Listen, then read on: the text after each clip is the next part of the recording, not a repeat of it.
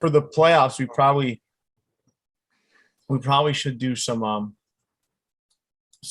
live watches. Yeah, that'd be fun. I was telling the Reds not to swing stats yesterday. It's synchronizing everyone's. It's like sometimes like someone's 30 seconds ahead, someone's a minute behind. Yeah, right. You got to get it. I got 2 different TV. I'm out of all the TVs in the house are all different here in my apartment. Mm-hmm. The living room one is way behind the one in my bedroom. Yeah, that's even within the same house. Yeah, exactly. Just in the same house. Yeah, I stream everything, so mine's like 30, 40 seconds behind what's actually happening. Yeah. What's up, everybody? Got some folks already joined. We already got a dislike. It's supposed to be Dan Abercrombie. Oh, come on. Joining us nice and early. Jesus. Oh, wait. Yeah, I got to put on my dad hat since I'm in Iowa.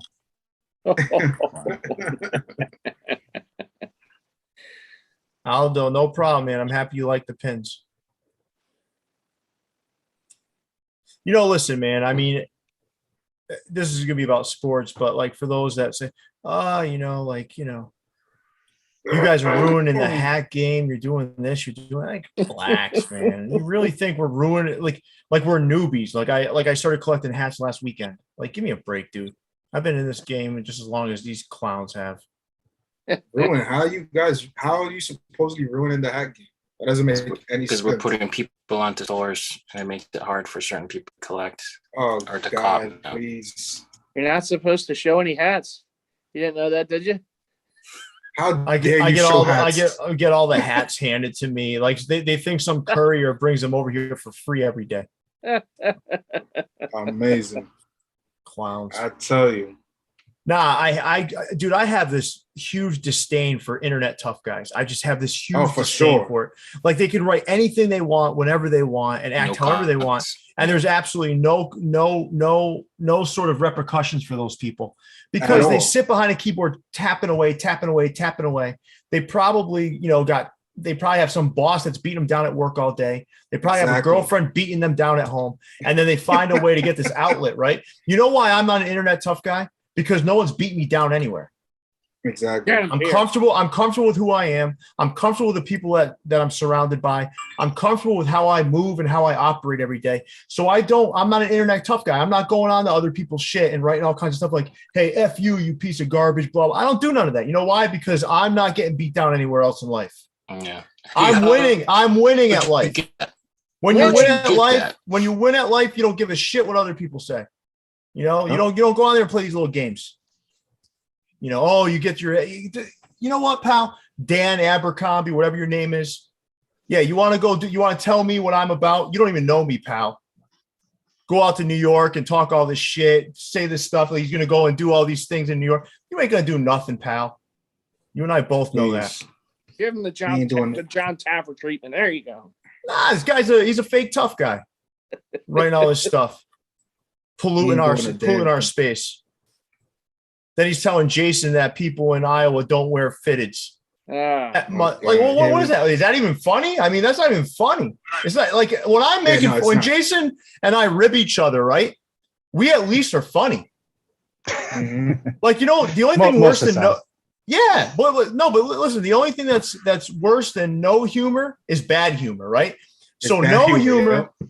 Right. So no humor is bad, right? But bad humor is even worse. So if you're like this guy, Dan, right? You think you're real funny. You're not even funny.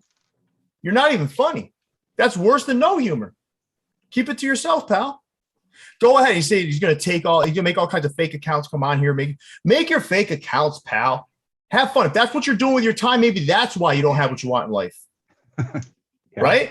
If you're spending your time creating fake accounts to talk shit, right? Maybe your priorities are in the wrong place, pal. Right? It's always easier to tear down than it is to build up. It is, man. It is. That's facts. Do you know that on average, I spend probably on average 15 to 20 hours a week creating hat content, but I shouldn't have the ability to buy a hat. I don't even want to know how much hours I spend a week. Listen, trust me. I understand you do a lot, Jason. I have to set up pictures all goddamn day long. Taking pictures is a pain in the ass. Getting the right lighting, doing all this stuff, just to show people shit, and then like all this stuff. It's like whatever, man. This dude has no life, and I know he's listening. You know why? Because he's a hater. Haters are always listening. That's what they do. They live for it. He'll find his back. Or find his way back to him. I don't care. I don't care about that guy or any of his friends. I don't care. Nobody. I don't care. None of those people, man. If that's what they spend their energy doing, they're losers. All right. So you guys ready to get started here? Yeah. All right. Well, this is gonna be a fun one. So Jason didn't do this thumbnail. I put Kevin Costner there because I know that would get Jason fired up. Jason loves some Kevin Costner. That is one handsome man. even in his goddamn 70s, he's a handsome man. No kidding, man. No kidding. I'm not sure if I like his shoes. He's a farmer. A hippie farmer in that picture. All right, so Pennsylvania. So listen, Leon's got we're gonna pause here for 1 second, and we're gonna do the actual introduction to the show. All right, there you go. Welcome to the Vault, guys. We are here for a View Sports Talk, where we review last week's happenings in sports and kind of just hang out and chill. You know, we put the hat today. We still wear them today, but no hat talk. Sports. Pierre is going to be kind of facilitating the conversation. We have regular panelist Kyle back with the Mighty Fan, aka Neil, myself, Leon, and of course Hat Crawler Jason. And Pierre, take it away. Well, first, Leon, the show isn't an embarrassment of riches in terms of money, but we've got to figure out your Wi-Fi. It is very interesting to watch as you're talking but not moving. It's like it's fun to watch, but how much of the intro did you guys hear? We heard it. Most of it. Okay. We heard it, yeah. But it's almost like a ventriloquist kind of. Like, you know, like you must have some doll off to the side that you're utilizing. Are you like trying to farm Bitcoin or something with your internet connection? No. Okay, because that'll eat up some resources. I mean, shout out to Bell 5 Internet. They say it's fiber optic, but I don't know if I believe them. We pay for 900 meg per second. I don't know if we get close to 100.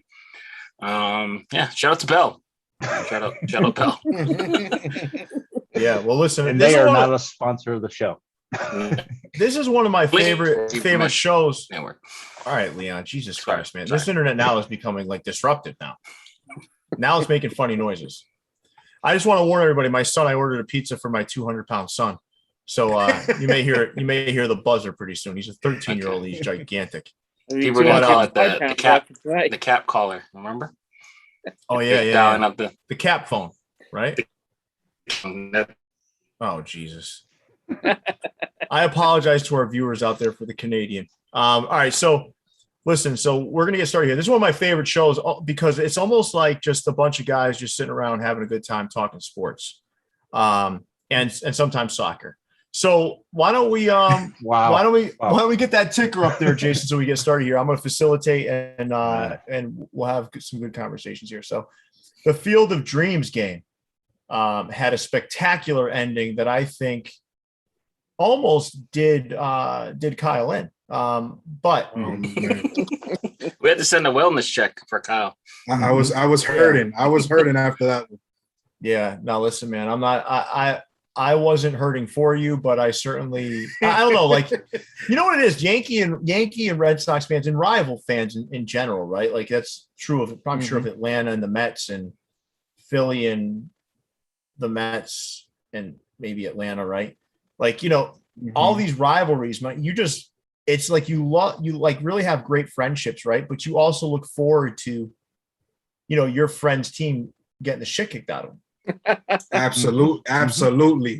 That's the point of fandom, right? To see Kyle, the depression on your friend's face. Right. So Kyle, I love you, man. You know that. But like as I'm watching and seeing, you know, I'm seeing the end of the game kind of transpire. You were the first person I thought of, and I don't know why, but I was like, you know, I love that he's pissed right now. Oh man, I was so Oh God. You know why I loved even... it so much? Because on the last sports show I wasn't on that you talked about the Yankees and Red Sox, you were taking little shots at me in your own way about the Red Sox not being in first place anymore. Of course, I had to. Yeah. So I was really happy to watch the Yankees get walked off. But guys, I'd love to hear your thoughts on this game. So what did you think? What were your thoughts? First, was it great for baseball? Was it not good for baseball? Which I think is ridiculous if you do take that stance. I'm going to be frank with you. And then what were your thoughts on the game? No, I thought it was absolutely great for baseball. It's the most watched regular season baseball game in 16 years. It was more watched than any of the postseason games from last year, except for the World Series. And I think Fox did a fantastic job with all their pregame work, their interviews, the camera work.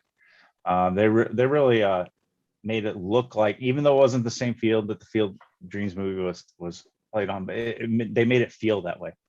I think the players walking out of the corn was awesome, following Kevin Costner. And to boot, it was just a fantastic game. You got the first place White Sox, the evil empire, and 8 home runs, 6 runs scored in the 9th inning. Just a fantastic game. No, this was a good thing for baseball. And I hope that they not only do this game again, but they look for other avenues to do games like this as well. Thinking like a game in Cooperstown or, something like that. Just maybe a game down in the Netherlands Antilles where a lot of players come from. I think it'd be great for baseball to continue to do that, to find other avenues to bring not our casual sports fans in to watch games more. Well, listen, I think any of this kind of stuff it's kind of shaking off some of this like rust with baseball, right? So you got like the City Connect stuff. You've got this. I think the more stuff that they do like this, the better for the game. I couldn't agree more, Jason. I'm not sure if I agree with the Netherlands game, but the rest of it was one I heard on the radio today. And they did the game with the Little League in Williamsport. That should be coming up here soon. Just things like that. Just they got to find new novelty things to do, man. Right. Different things that feel authentic and cool and connect with people differently. But the rest of you guys, what do you feel? It was a great game overall. I thought the White Sox were going to shut them down. They got a killer bullpen and, have the Yankees come back, picture book ending. I don't know where the hell Chapman was, but Tim Anderson did his thing. What a great game. Even Topps had some like a on-demand product where they included corn in the card signed by, Tim Anderson. So there's like a lot of different merchandising. I think the uniforms looked amazing. They've been dropping the ball a little bit, with some of the players' weekend stuff and, not doing any, like giving Roberto Clemente a day, but not having any merchandise for it. So this was a cool way to kind of get that stuff out there. I thought the White Sox, they're looking really good. The White Sox are looking good? Yeah, out of the game they're coming out of, they won the game. The merch looks good. Their team's on fire. Team's not really on fire. They're pretty good right now. They're not on fire. They were well over 600 for quite a while, and now they're they play in a terrible division, but which means they should have a better record. Yeah, they're in the 5-7. They're a good team.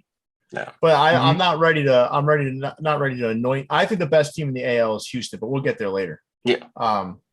But let's move on here, guys. Anything else? So let's talk about the game itself, right? So nostalgia was great. It was fantastic. It connected with the fans and whatnot. But what about the game itself? I know Tim Anderson was the hero, but it was like back and forth. What were your thoughts, Neil?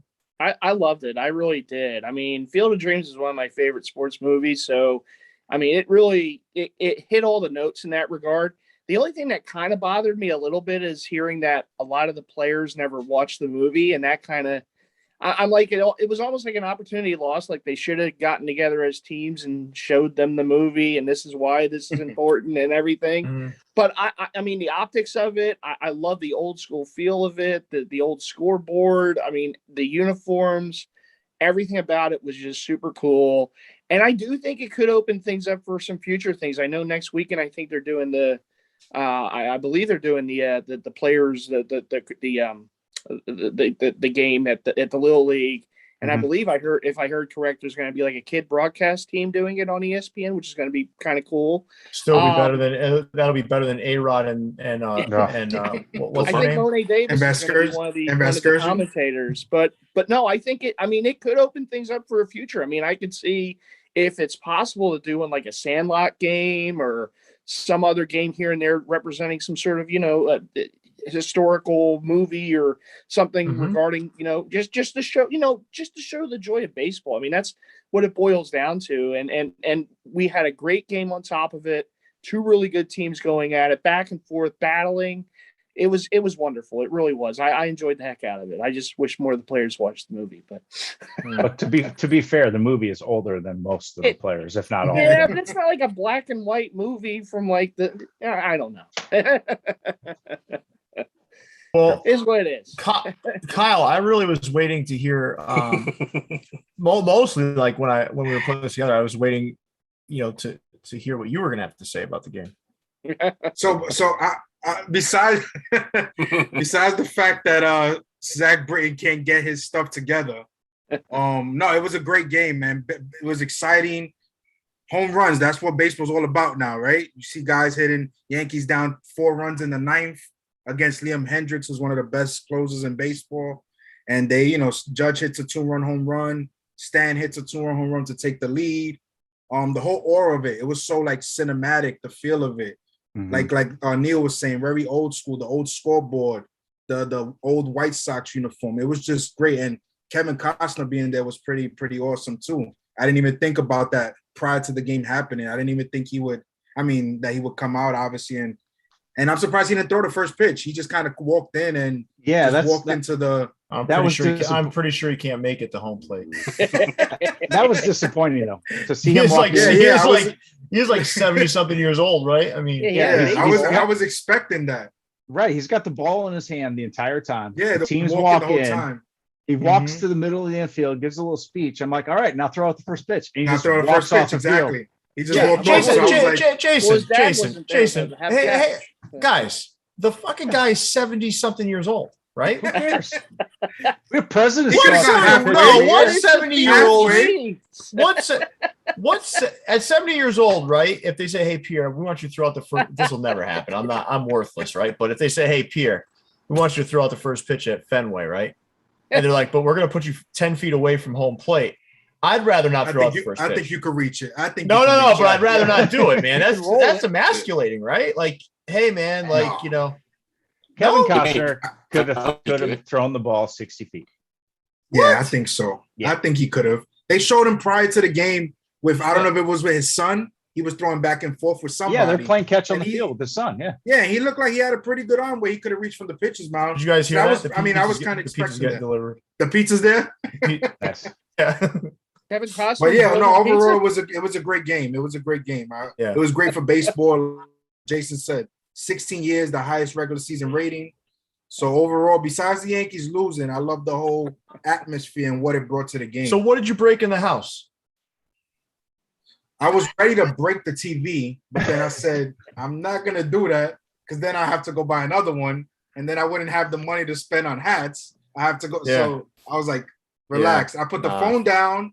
I said, relax. I breathed a little bit, and then, try to fall asleep. I couldn't fall asleep initially. It was a mess. It incites anger. So what's your – go ahead, Jason. I was just going to speaking of what Kyle said about being the highest rated regular season game, this is what baseball's problem is. Yes, it was the highest rated regular season game in 16 years. 6 million fans on average throughout the game.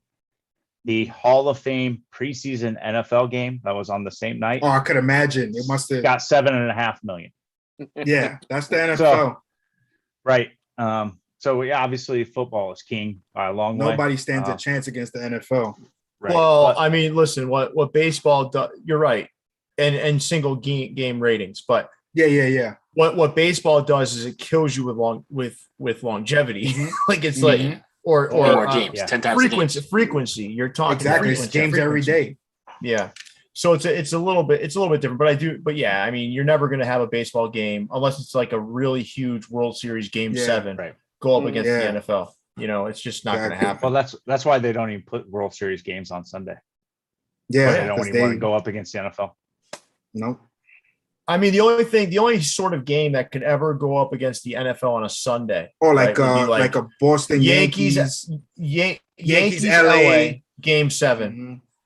Boston, LA game 7. Yeah, You know, like something big like city that. teams. Cubs, LA. I mean, Cubs and New York, possibly. You know, teams like that Yeah. where the markets Well, are really big. Well, listen, I mean, this was a big for MLB. Hopefully, there's more of this to come, right? I think we've got LA wearing its City Connect jerseys pretty soon. I think they're the last installment this year of that. So, you know, there's stuff like that, but this is much different. This was a lot deeper than that sort of thing, than just a uniform change. Sure did. Yeah, this looks like the woodshed that Neil used to get beat in, right? Out there. That thing. That's why Neil's over there all freaked out and shit. He's scared shitless. He's like, oh, Actually, God, it the reminds me woodshed. of the. I Reminds me can't of go the into a barn. woodshed again. I get the shakes. So before we transition into the MLB temp check, favorite Kevin Costner movie besides Field of Dreams? The Bodyguard. The Bodyguard. Mine's Dances with Wolves. Oh, that's a great one. Good. It's really long though. Yeah, it is really long. Yeah, I mean that's got to be up there though. He did The Postman too, right? Wasn't there one where it was like The Postman? It was like Postman, yeah. that thing was terrible. Waterworld was terrible. Yeah. Actually, have you watched it recently? What? The Waterworld Postman? is a Which much one? better movie than people give it credit for. It only Yeah. really had it only people pan on it because it was so expensive to make. It was like $200 million, Yeah. and didn't even come close in the box office. But it's actually not a bad movie. Well, maybe because 3,000 we're miles of grace the time. world we live in now is closer to the water world than it was when it it's came getting out. really That's close probably to that. Yeah. He did. I guess I would have to say Bull Durham. Bull Durham's good. I enjoyed Draft Day. I like the Oh, other yeah, baseball that's movie right. he did. What was the other one Draft called? Day The wasn't Perfect bad. Game or something? Perfect Where he Game was was the- good. Yep. I like where he's that one, old yeah. pitcher. Yeah. Yeah. I'm not big on his movies, but him in Yellowstone. Yellowstone's a great show. Really Mhm. underrated. So, Professor Hatter, yes, I do appreciate that comment. The Yankees are the only MLB team to lose in Iowa. That's beautiful. They're The only Cubs one will be in with Iowa. them next year. Yeah. And then The Cubs will be with them next year. Oh, the And- Reds. and Cameron Jones, I did watch the Warriors, and I think the Orphans are the weakest gang in That's the what I entire said. movie. Ever. Like that cross-eyed guy comes out of nowhere and says, "You ain't coming through Yeah. here with your vests on." It's like, yeah. I mean, the only gang that might be worse is at the beginning. I saw them pan over to like a gang of mimes. Oh yeah. Yeah. That gang might have been weaker. Well, if you put them in The a Reds were the real invisible deal. box, they can't get out, so you can trap them pretty easily. That's true. That's true. How about you, Jason? Did you watch the Warriors? Or you didn't get a chance? I yet? have not yet. No. No. All right, so guys, before we gotta do one more thing before we move on. Which gang would Jason be a part of?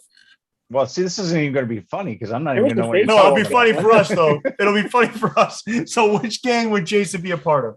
Wasn't there like a baseball gang? There was, and Furies? then the Warriors, like he beat the shit. One of the Warriors beat the shit out of him With the bat.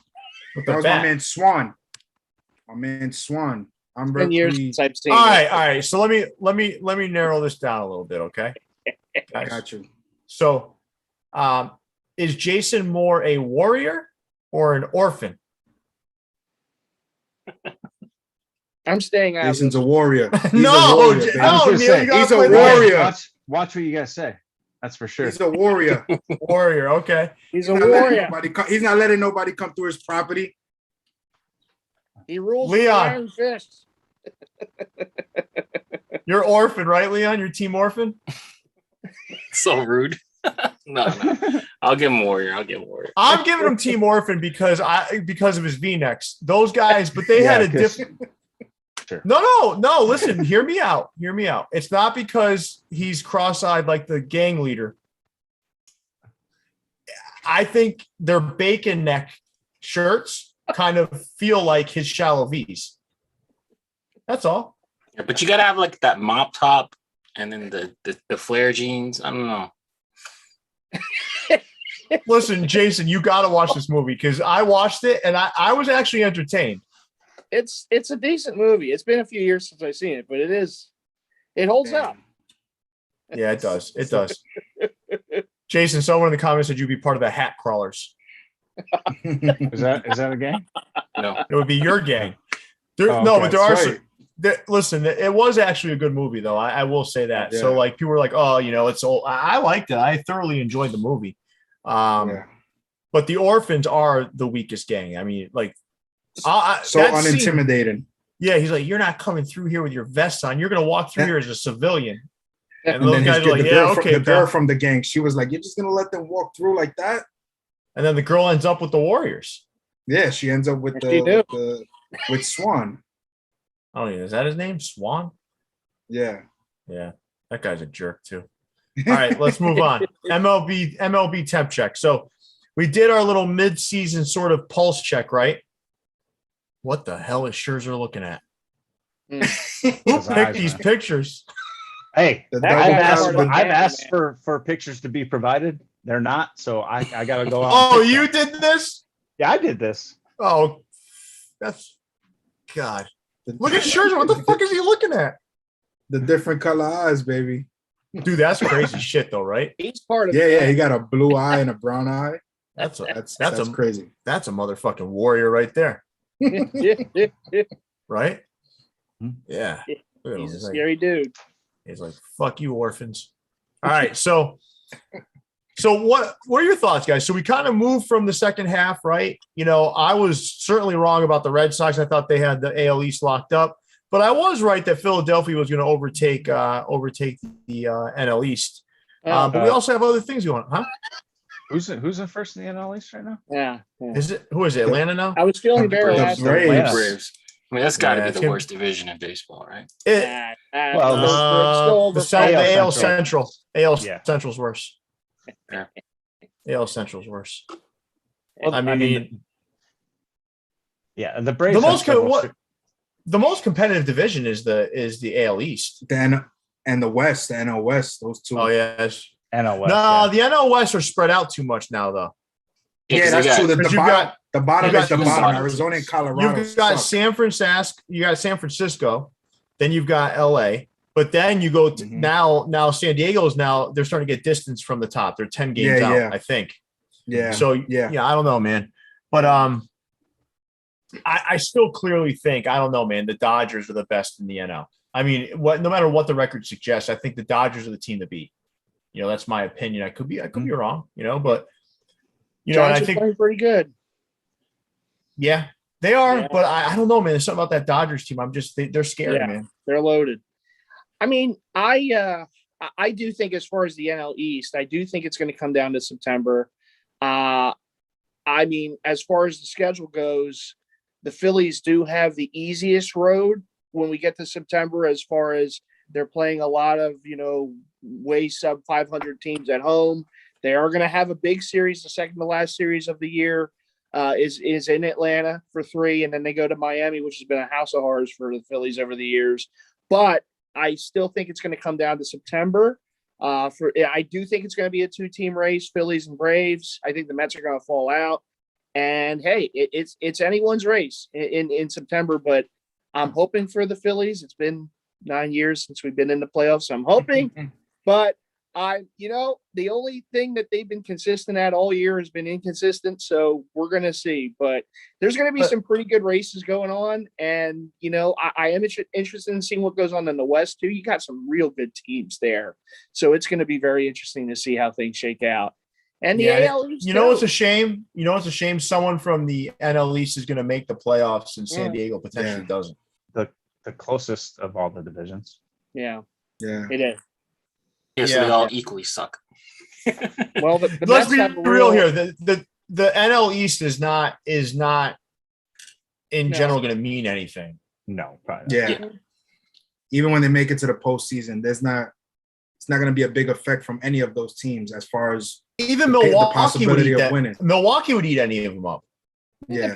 The Phillies can throw some pitchers at you, but again, their inconsistency is going to be a problem, even if they make the playoffs. And they probably would play a Milwaukee in the first round. Baseball's a weird sport, right? It is in this respect. Like in some sports, you can pull shit off, right? Like if you got if you're like a little above 500, you sneak in. A lot of sports, you can do some damage. You can do some shit. Baseball, nope. Well, Cardinals won a World Series with 83 wins in the regular season. The Giants. What year was that? The wild card. What year was that?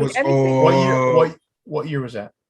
Now it was more recent. 06. I mean, the Giants weren't that far behind, and they they got in as a wild card. So, you never know. No, I'm not saying a wild card. I'm saying, like, how many games over 500 are the Phillies right now?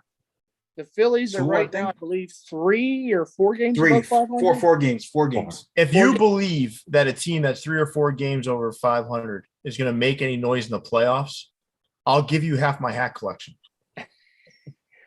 Honestly, no. But at the same time, baseball is a weird sport at times, and if you get hot at the right time, it doesn't matter. They still got to go. Still got to go through LA, and sure. And LA to me is still the cream of the crop. I mean, if I were to put a bet down now, which I don't, but if I were going to do it, I'd probably say Dodgers, White Sox in the World Series. But we're going to see. It has to play out. We'll get to the AL in a second. Play a role. I mean, you just never know. So, we still got a couple months to go, and or a month and a half or whatever it is now to go, and we'll see how things shake out. It is what it is. I mean, the Mariners won like the most games in a regular season, and they couldn't get by the Yankees in the playoffs. So, I mean, anything can happen. You get in. And you see how it goes. Again, I'm not expecting my Phillies to win it, but as a Phillies fan, not being in the playoffs for 9 years, I'd like to get in. Get me a taste. Yeah. But we'll see. Leon, how about you in the NL, man? What are your thoughts out there? I mean, the Mets are doing Mets stuff. I was kind of on them hard.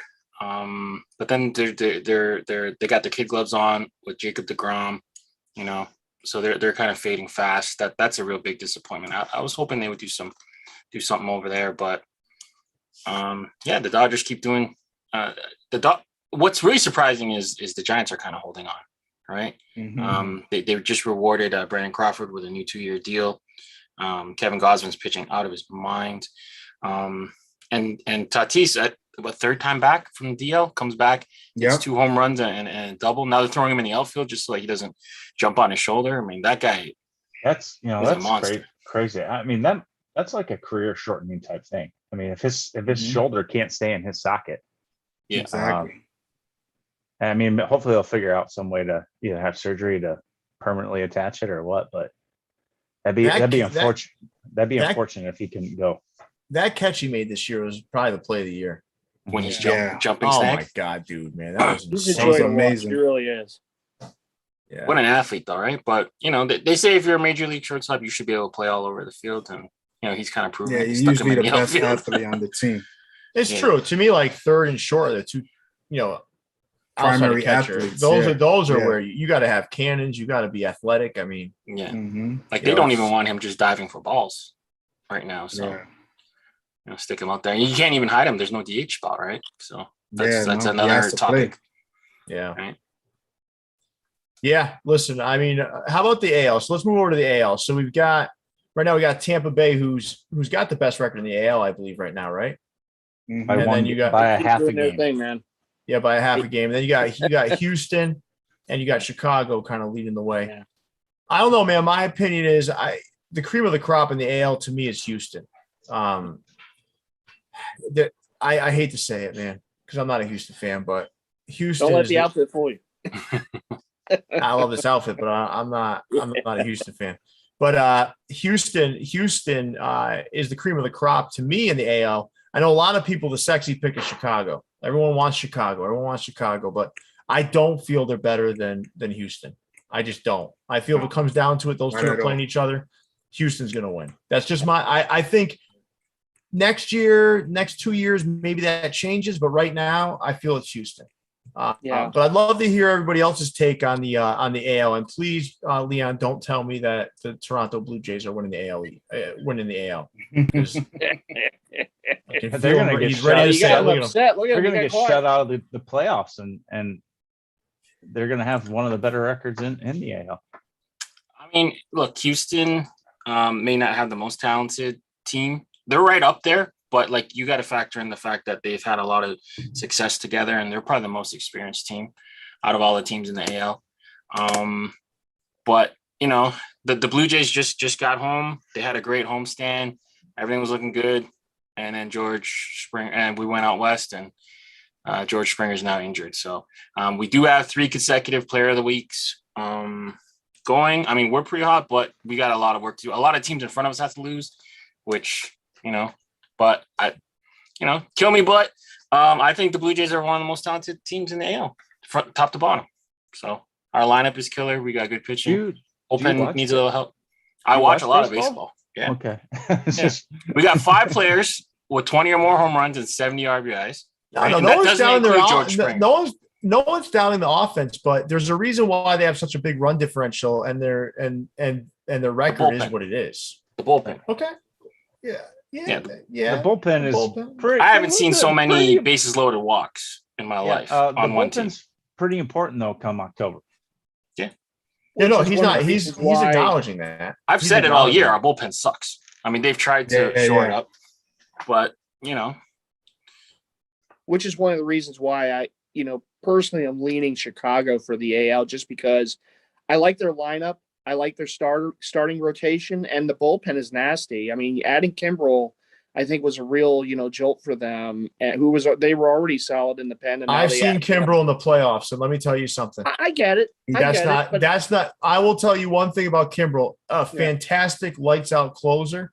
He's a great pitcher. But I'm gonna tell you right now, I watched him in the playoffs, and it's a fucking nightmare. His playoff history hasn't been the greatest, but at the same time, I don't know. I'm just feeling the White Sox, and we'll see. I think in a 7-game series, their bullpen is going to pay dividends for them.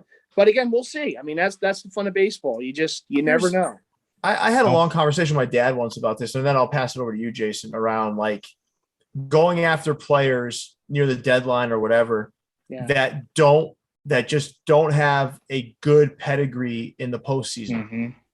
I don't understand it. So like, I don't understand why any team ever goes after someone at the deadline who hasn't proven themselves in the playoff, or if they've been in the playoffs, has done a terrible job. That's why the Kimbrel thing doesn't make any sense to me. You're dude, that guy, I'm telling you, man, I loved him in the regular season. Too, yeah. And when I watched him in the postseason, it was nightmarish.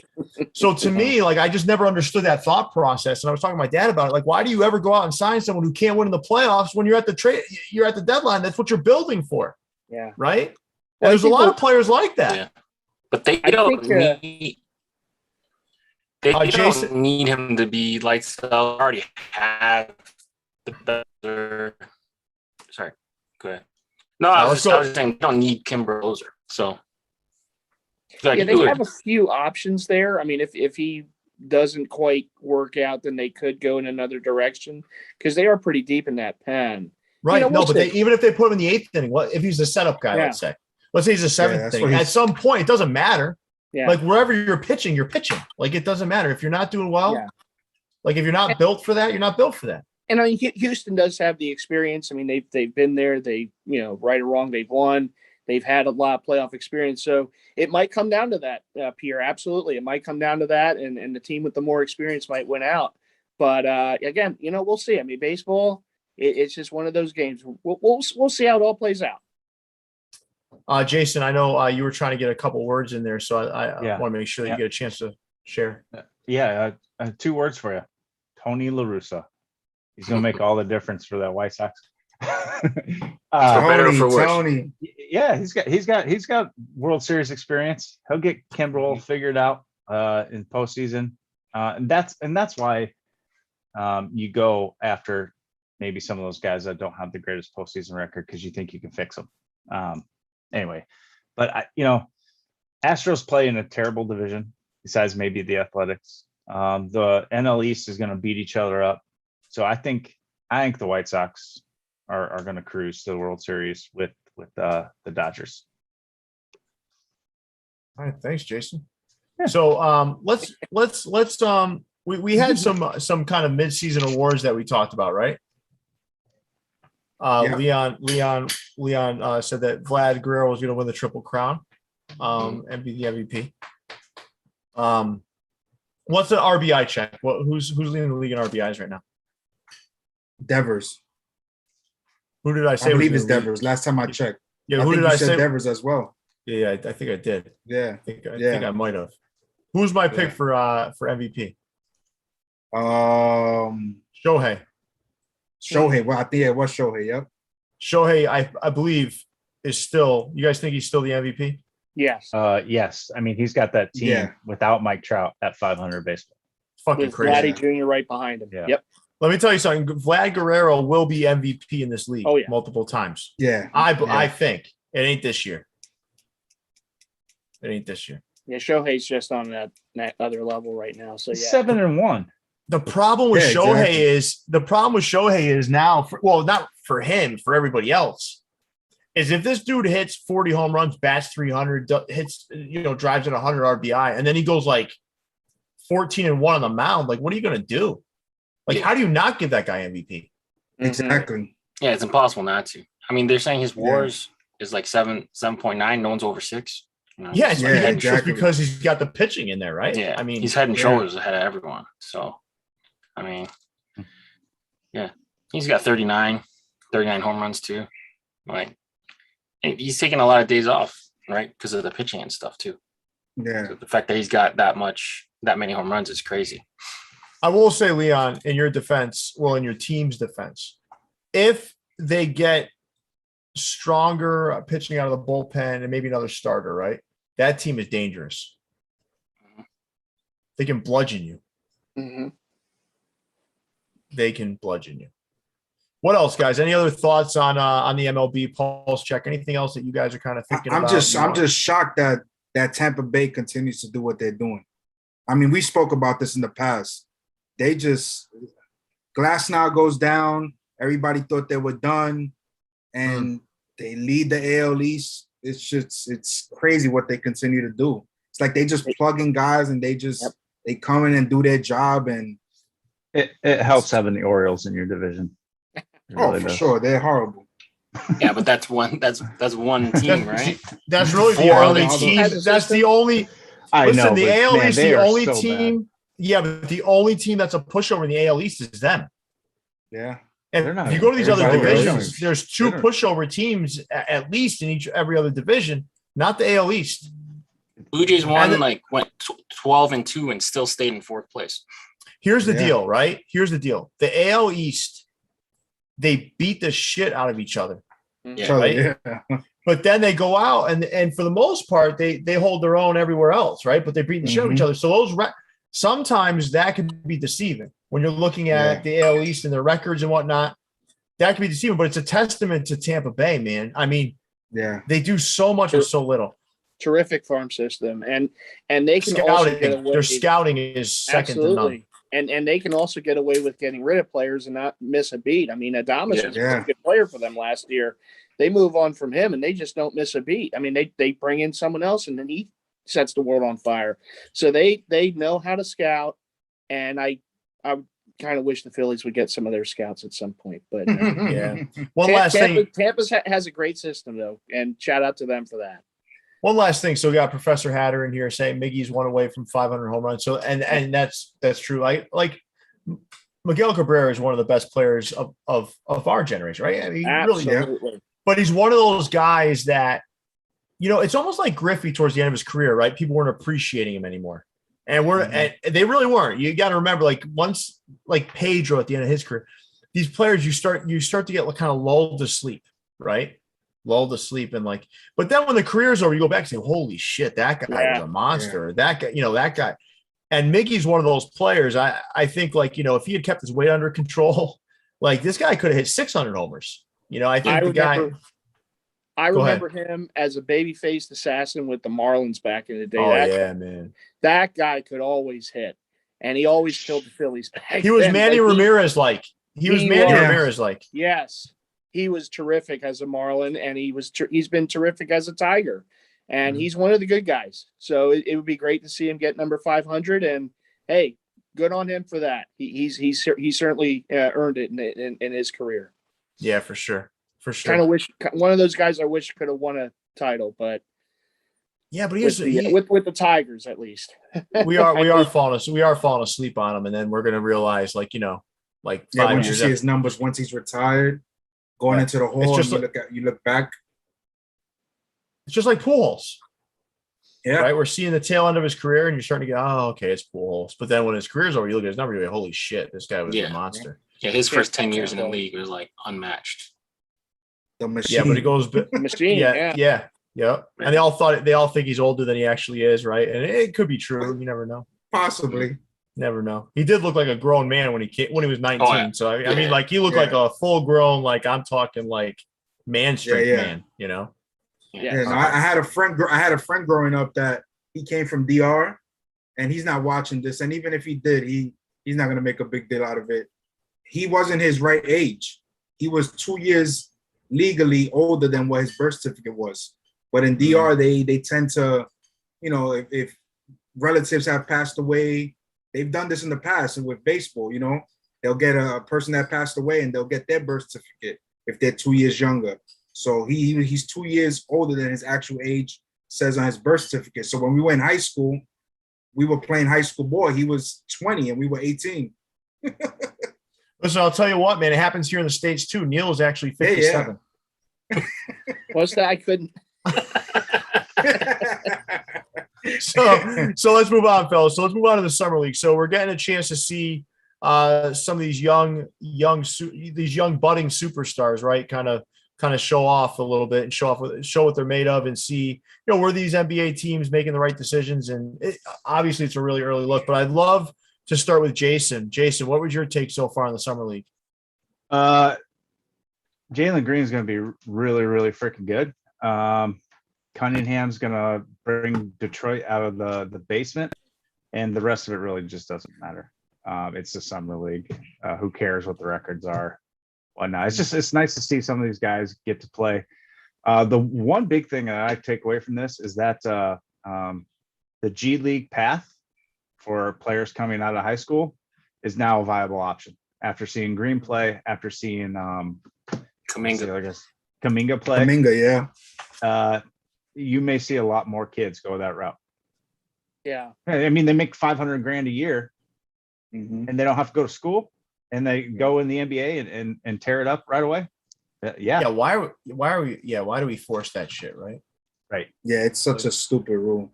Well, it's the NBA's rule. I don't. Exactly. Yeah, exactly. But anyway, I don't want to go down that rabbit hole, but it is right. like, listen, man, some of these kids, man, like, think about it, they get injured in college, man, and they could be potentially done. And they, I mean, listen, I think they become adults and they should be making their own decisions, right? They shouldn't have to be like this. But what other thoughts? So anybody else, was there anything that impressed any of you from a player standpoint in the summer league so far? Well, I know he's not a rookie, but going into his second year, but I've been really impressed with and I like him as it is, but young guard for the Sixers, Tyrese Maxey, has had a nice summer league, and he's one of the future, and I mean, we'll see. He could be a trade bait if they trade Simmons, but I like what I'm seeing out of him. The guy is he plays older than he is. He just has that just way about him on the court. And a very energetic player, and one of the Kentucky guys from out of that program. But he's been impressive. And I know, a lot of the guys they're going up against are going to be in the G League or whatever. And he's actually played a season in the NBA, but he has had a nice showing for the Sixers, and we'll see what the future holds with him if he's here. I like what the NBA did, in the sense that, like, a lot of the high ranking or like the teams that picked high in the draft got to match up with each other really early, so you can kind of get like a side-by-side comparison.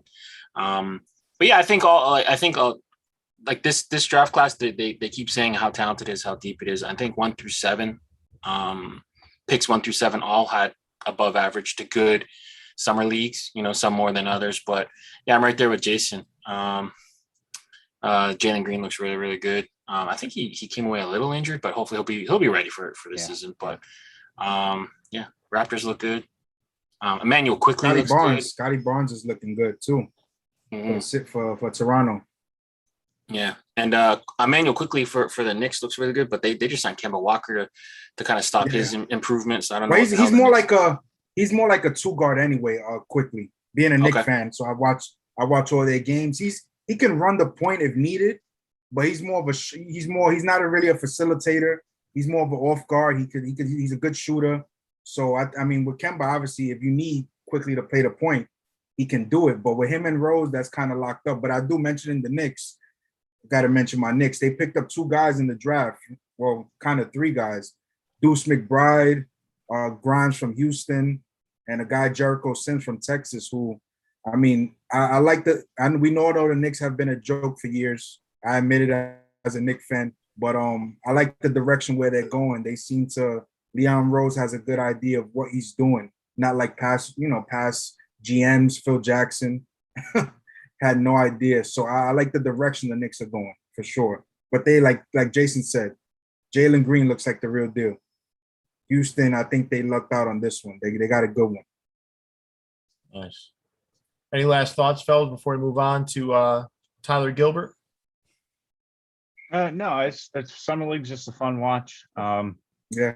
Don't, but like all preseason sports, don't put too much of into course the results of the games or the records or anything. I mean, this like is preseason. Yeah, preseason. But it's good to have basketball back, right? Other than that, you kind of see who's worked on what, and I think a lot of the big jumps too is gonna you see like what did the second year players do? What did they really work? So that's kind of interesting about it. Mm-hmm. All right, life after Kyle, Leon. Life after Kyle. Malachi Flynn, man. What can we do? Sorry, gotta move on at some point. Mm-hmm. So Tyler Gilbert, first MLB start, throws a no. How often does that happen, guys? 4 times. 4 times? Is that right? 4 times in MLB history. Once when 1953. Clay Buchholz did it once, right? No, he did do it. When did Clay Buchholz do it? He might have been a second or third start. I don't know. Wow. 1953, and the other 2 were in 1891 and 1892. Jesus Christ! All right, so those don't count. Right, those don't count. So it's pretty impressive. This is a pretty big deal, right? I mean, it's not. It doesn't really mean. No, yeah, you're right. Buchholz was his second MLB start against the Orioles, which I remember. I thought it was. I didn't realize it was a second start, but. This is a hard thing. This is a hard thing to do in general, but your first start, right? Against a good solid team as well. Padres, right? Padres. That's the highlight. That's the highlight of the Diamondbacks year for sure. Actually, nobody would be talking about the Diamondbacks at all this year, except for this and really how terrible they actually are. But they are terrible. They're bad. They really are. I'm hoping they have the worst record in baseball. Mm-hmm. And Kyle was drafted by the Phillies many years ago, and he was traded to LA a couple of years back for the immortal Kyle Garlick. And again, Neil, nobody cares how Tyler Gilbert got to Arizona. And then was picked up by the Diamondbacks in the Rule 5 draft. So that was a nice pickup for them. Which of the gangs from the Warriors would Neil be a part of? Combo Wombo gang. Kyle, you're the resident Warriors expert. Which gang? Might be the Furies, right? They wear jerseys. Might be the Furies. I was just gonna say it might be. I might have to be the Furies. What's that like? What's that Supreme Gang? Is it like Riff Raff or Riff or whatever it is? What's like the Supreme big gang? The African American gang, the Gramercy Riffs. They were called the Riffs. They were the toughest gang. Yeah, though, the right? Riffs. They were the toughest gang, the deepest gang. That's definitely had not the most people. Yeah, that's Neil. I gave him the baseball Fury vibes. That's Neil. That's Neil. Goes around that just hugs everybody and laughs the entire time. No, no. There's no nice gang in this movie. There's another side of me. You don't know. I don't want to know. I like this Neil. Know. That's right. Yeah, I like this Neil. Listen, I mean, this was an impressive feat. I mean, to do that in your first start against a team against a good team. Yeah, a really good team. I mean, you got to feel good for them, but that team is abysmal. Yeah. Yeah, we got to beat them this week. Yeah. You're gonna run into Tyler Gilbert though. Neil, you could go out there and pitch for the No, Phillies and beat the Diamondbacks. That's right. Dude, you're really taking a lot of shots at Neil this evening. Me? Yeah, you. I said he could go beat the Diamondbacks. How is that a shot? No, you said, is there a gang where they hug and get happy and just smile? Yeah. Neil is a Care Bear. He's the Jersey Care Bear. I think he got a hole in his shallow V, Neil. I apologize. I'm the Jersey Fox. Yeah, there you go. All right, let's move on, fellas, to the NFL preseason. So the NFL preseason is upon us. I didn't even know this was a topic this evening. Otherwise, it would have been on the thumbnail. But I guess I'm just going to kind of wing it here. So, gentlemen, who'd like to start here? What are your thoughts so far? Tim Tebow. Tim what are your Tebow thoughts? Tim Tebow can't block. That's number one. Yes. Yes. He's too busy praying. Yeah. If you want to laugh at something, just Google that, Pierre, and watch that video. Tim Tebow trying to block. Horrendous. Trey Lance looks really good. I think it was the second play, threw an 80-yard pass. Jimmy Garoppolo's long pass, I think, is 76. So Trey Lance looks like he might be. He's got an arm. He didn't really look that good beyond that, though. That one throw. Yeah. He looked confused out there at times. Of the starting quarterbacks, I'm most impressed with Justin Fields. Yeah. He looked NFL ready. Again, it's against a preseason vanilla defense. I get that. But these still, I mean, even the worst guys on these NFL preseason rosters are still like college, all-stars. Exactly. So he looked really good. I didn't really see much of Trevor Lawrence or Trevor Lawrence was solid. He was solid. Okay. I mean, but he's in Jacksonville. I mean, listen, we know just Jacksonville. Urban Meyer's there, trying to give his boy Tebow a job. I mean, I'm not debating Trevor Lawrence's talent because we all know he has the talent. But a lot of times it just where you fall with, what team you fall with sometimes. Well, a lot of the times it's the system that's put around you, the players that are put around you. Example, Mahomes. I'm not saying Mahomes would have been. I still think he would have been a great quarterback, but I mean, it benefits when you go to Andy Reid, who's a proven coach. You got Kelsey there, Tyreek Hill. I mean, you got weapons. I mean, because we think Mahomes wasn't looked at like if he was something incredible coming out. Well, that's the benefit of being a late first round draft pick. I mean, you're going to go to a good team. You go to a good team. Yep. The youth movement certainly in effect here with the Eagles. They have a nice quick receiver though at Jaquez Watt. Had a nice touchdown. There's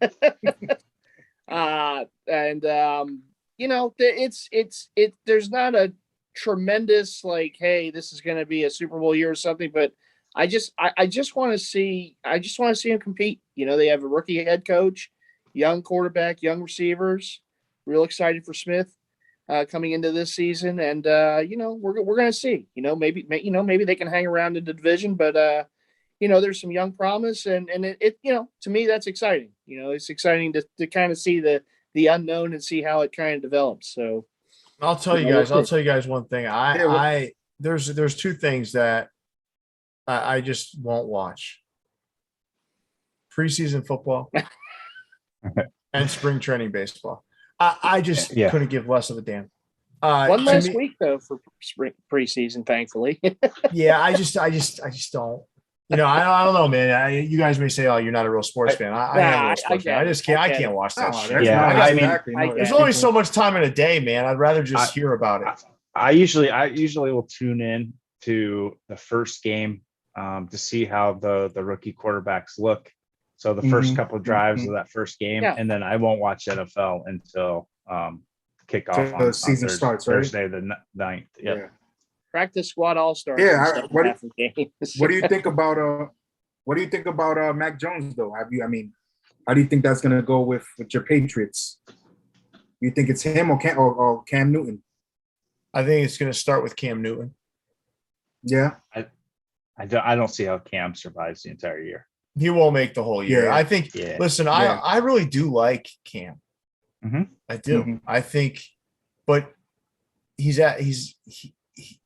it's his career is just about over. Yeah. Yeah. Yeah. You know, I mean, that's the reality of it. And it was a holdover. Like, let's just try to string something together here. And one of the few times, in my opinion, where Belichick didn't really have a solid plan. Yeah, Right, no, the he was definitely a gap filler. That's for The sure. organization didn't Yeah. have a solid plan. Their plan was to just to find someone to fill the gap, and that's what they found. Yeah. But Yeah. the Patriots are going to be competitive no matter what because they have that they have that coach. Mhm. They're always going to be well coached. They're going to be disciplined. They just don't have the talent, you know, Mhm. on the How do offensive you, side how do of you the ball. replace the GOAT?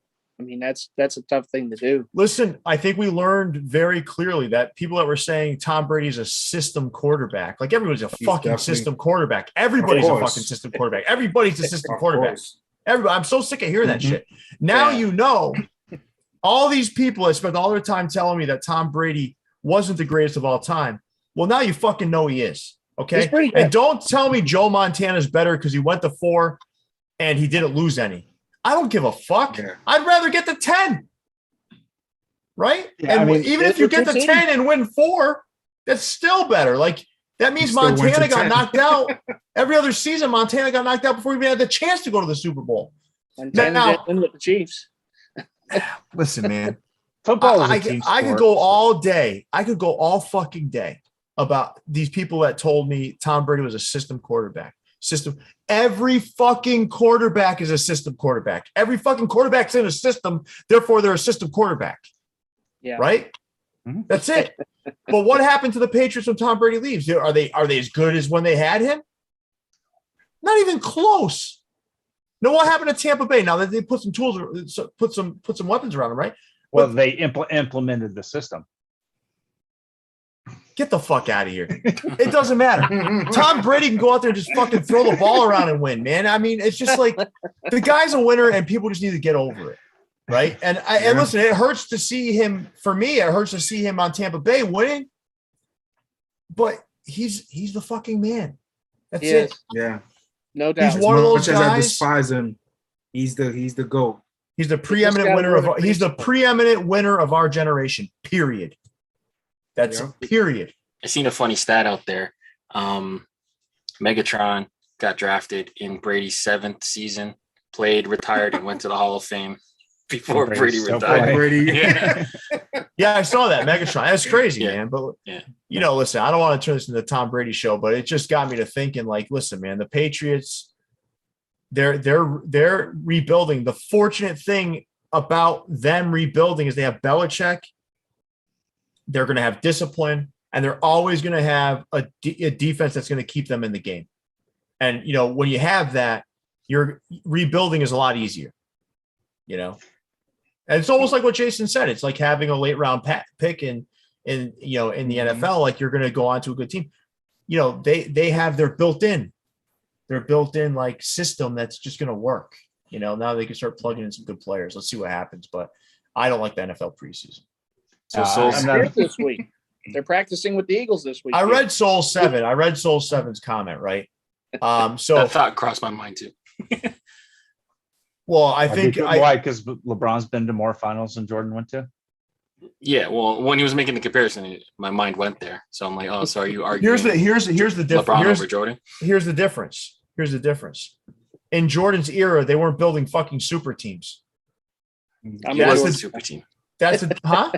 He was the super team. No, the NBA was different then, man. Yeah. Like you hated each other.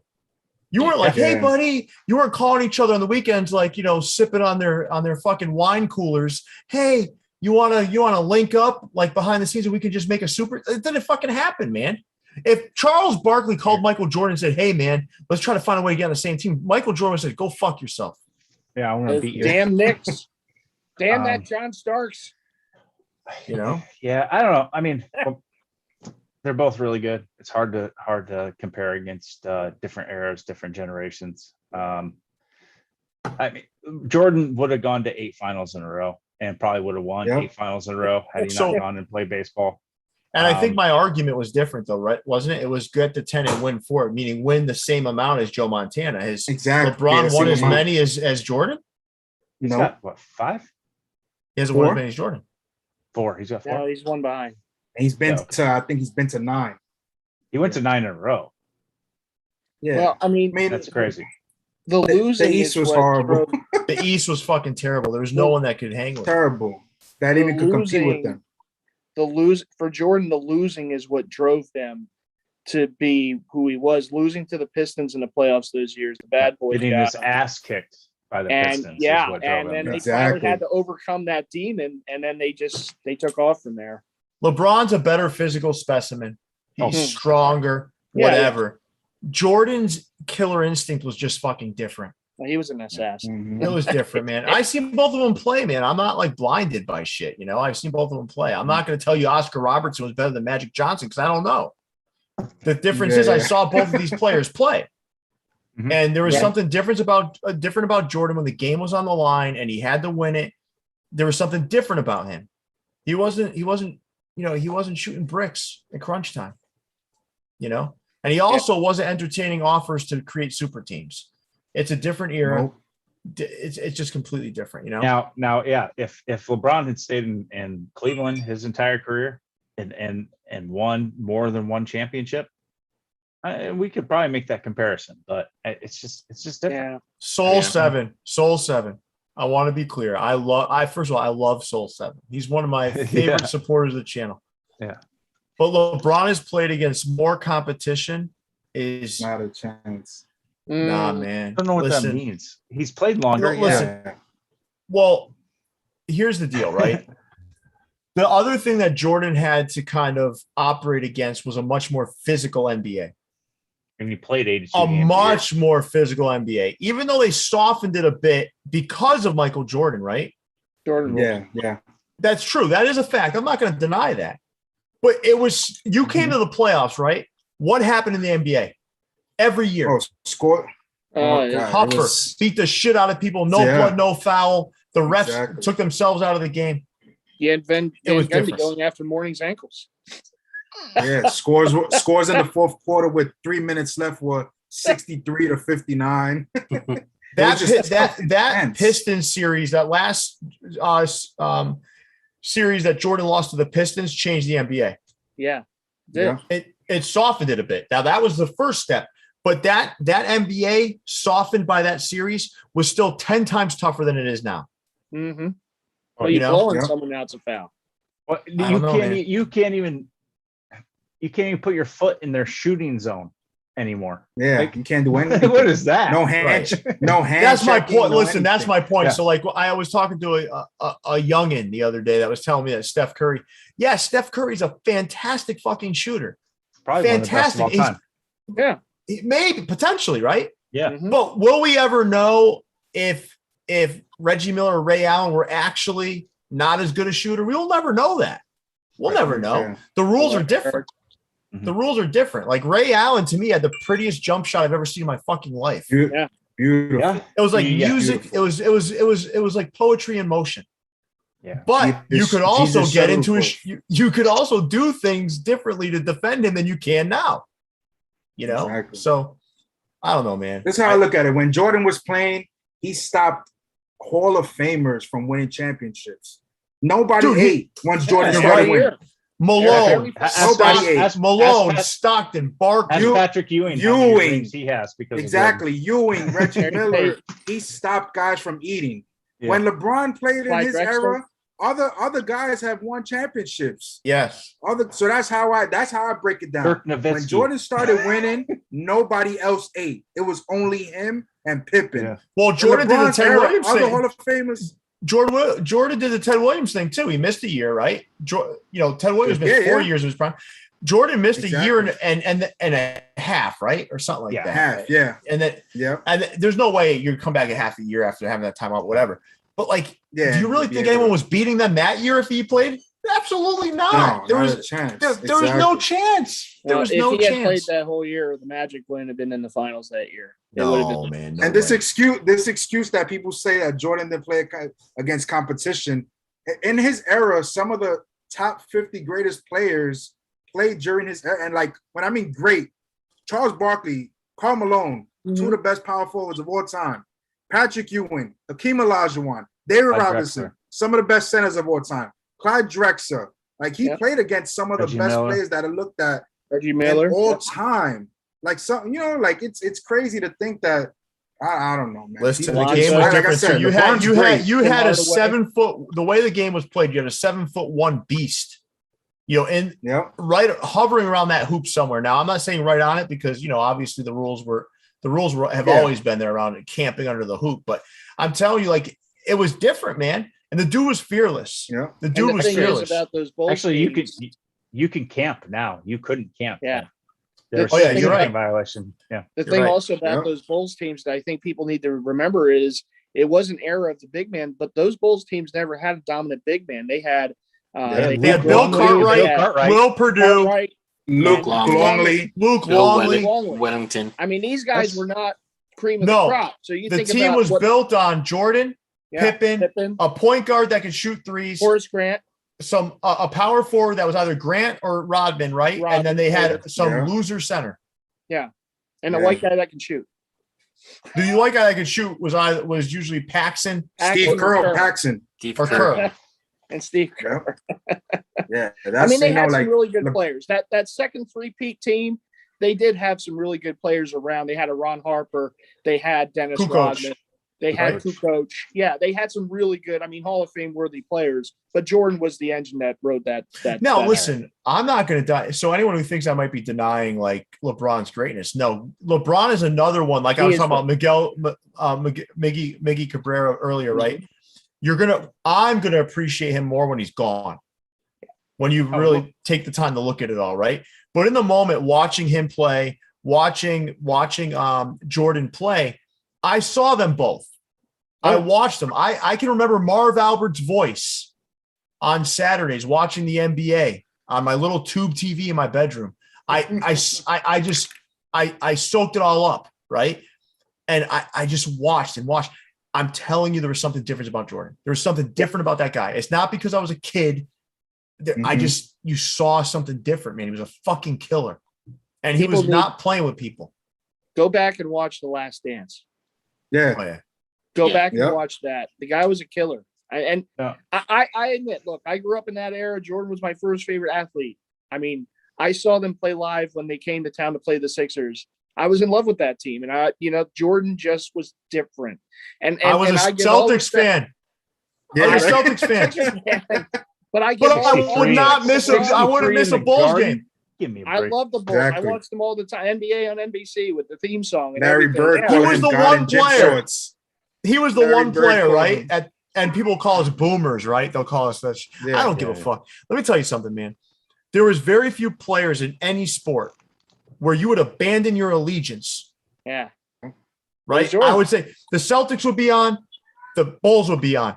I'm watching the Bulls. I'm watching the Bulls. Yeah. That was it. Absolutely. And there's no other player in the history of sports for me that I would do that with. Yeah. Must watch TV. There's one thing though that like has nothing to do with basketball and whatever, just off to the side though. But like LeBron is never, everyone wants him to fail, but he's never really had any type of scandal. He's been, we're not questioning his integrity as a human being. I'm just throwing that out there. But there's a lot of LeBron hate just to hate him, and he's done everything. It is because he is an all-time great. Yeah, he's a very successful person. I mean, everything LeBron, he is a very successful person, and I'm not trying to take anything away from him. He's a great athlete, and he's had a ton of success in his career. And he's a very marketable player too, as Jordan was. He's just not Mike. But listen, this is what we do, though. He wants to be like Mike. This is sports, right? So this is what people do. There's always got to be a comparison. Yeah. And then what that comparison does is it creates divide. And then you have people. I think people dislike LeBron more because they love Jordan. Yeah. Yeah. And they do actually dislike LeBron. I don't you can't dislike LeBron as a human being. No, he's a great human being. But all the things he does. Right. The things he does. I will say that all accounts suggest that he's a better person than Michael Jordan. Okay. I'll say that. Now, can I prove that? No, there's no way to prove that. But Yeah. everything that you hear suggests that that's probably the case. Mhm. However, when we look at the game and I look at what I've seen as a kid and see now, and I kind of reflect on it all, to me, it's not a comparison. Again, tell me a time where your team's on and you said, fuck my team, I'm going to watch LeBron. I'll tell you what, it's going to be hard to find people that say that. Unless your team, I will tell you that I remember distinctly whenever Jordan was on and it was televised nationally, I didn't give a fuck what else was on. I was watching that. Yeah. And at the time, I mean, listen, the Sixers didn't have a very marketable player after trading Barkley until AI came along.